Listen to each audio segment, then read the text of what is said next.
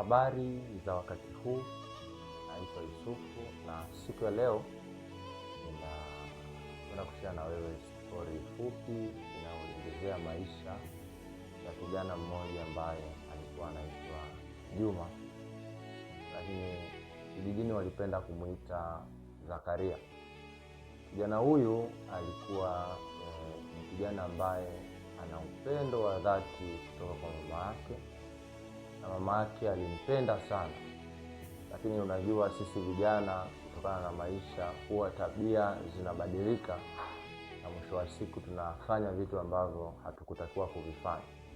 So Juma alikuwa akiaswa na mama yake kila siku kuhusiana na maisha, kwamba mwanangu Juma, utakapokuwa ama utakaposoma na kufanikiwa, tafadhali naomba usisahau kwamba sisi ndio wazazi tuliokusaidia, ama usisahau kule ulikotoka, na huu karibu ambao upo nao hapa nyumbani, tunaomba mwanangu, utakapokuwa huko ulipo, utakapokuwepo, usisahau ukaribu huu na ukaanza kufanya mambo mengine. Kwa Juma aliaswa sana na wazazi wake, lakini Juma huyu kwa sababu alikuwa na ndoto kubwa na ndoto zake zilimfanya akafika maeneo tofauti, alisahau yale mahusia ambayo wazazi wake walimpatia.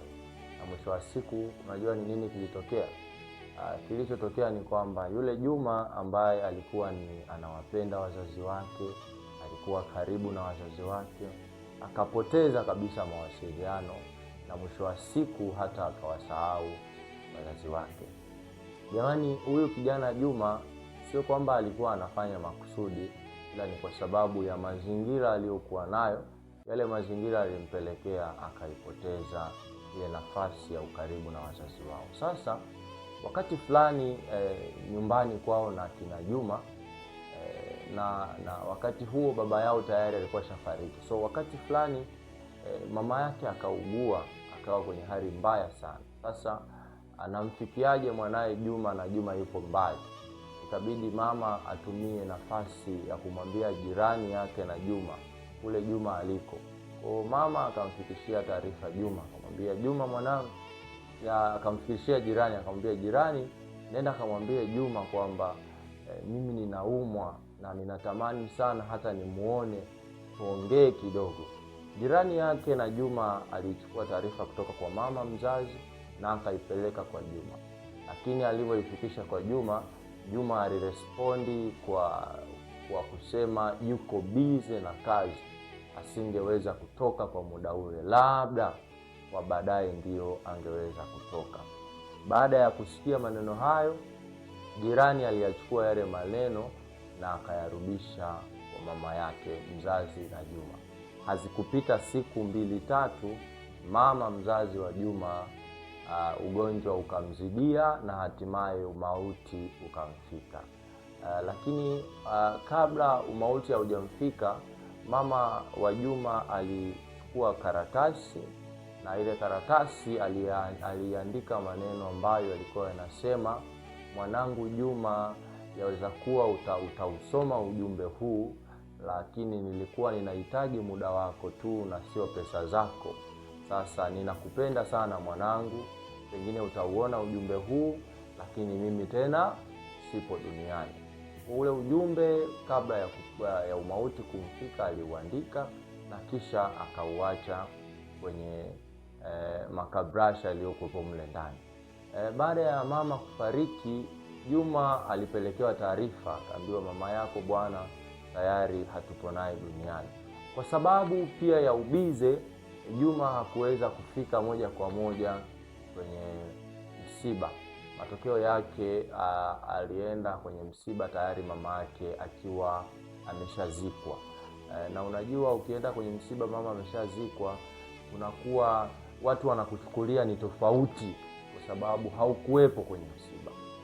Sasa kilichoendelea ni kwamba kwa sababu Juma ni mtoto wa pale nyumbani, anapajua ndani kulivyo, alichukua nafasi ya kupekua na kukagua vitu baadhi vilivyokuwepo mle ndani. Lakini katika hali ya kupekua na kukagua vitu ambavyo mama ameviacha, alikutana na ile barua ambayo mama aliandika kabla umauti haujamfika. Barua ilikuwa inasema, mwanangu Juma, nilikuwa nahitaji pesa zako, nilikuwa nahitaji muda wako na sio pesa zako. Kwa hiyo Juma alipoisoma yale maneno aliumia sana, alilia sana. Akasema, mama, nimekukosea kweli. Najua nilikuwa na kazi na nini, lakini nimekukosea mno. Ninaomba mama unisamehe. Lakini ndugu zangu, wakati Juma anaomba msamaha, tukumbuke tu kwamba tayari mama mzazi alikuwa ameshafariki.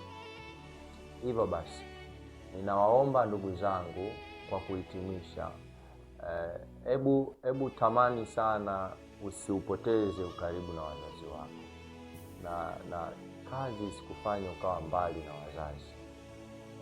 Kazi isikufanye ukawa mbali na wazazi. Hivyo basi, namaliza kwa kusema hivi, yule Juma alipoteza nafasi ya kuwa na wazazi wake, na mwisho wa siku amerudi nyumbani, amekuta tayari wazazi wapo chini ya ardhi, na hakupata nafasi hata wasia, hata wasaa wa kuagana na mama yake, jambo ambalo liliendelea kumuumiza kisaikolojia, na pengine mambo mengi sana yalimtokea kwenye maisha yake. Hivyo ndugu mpendwa mtazamaji na msikilizaji, tutumie kisa hiki kwa ajili ya maisha yako, kama kijana, kama dada, kama kaka, kama mama, kama baba, una wazazi nyumbani, hebu usiache kuwatafuta. Kupata nafasi, wajulie hali, waulize, jamani, mnaendeleaje? Maana watu wanakufa siku hizi, hawasemi rafiki yangu, magonjwa yapo. Kwa hiyo chukua muda, tafuta wazazi wako. Be blessed. See you at the top.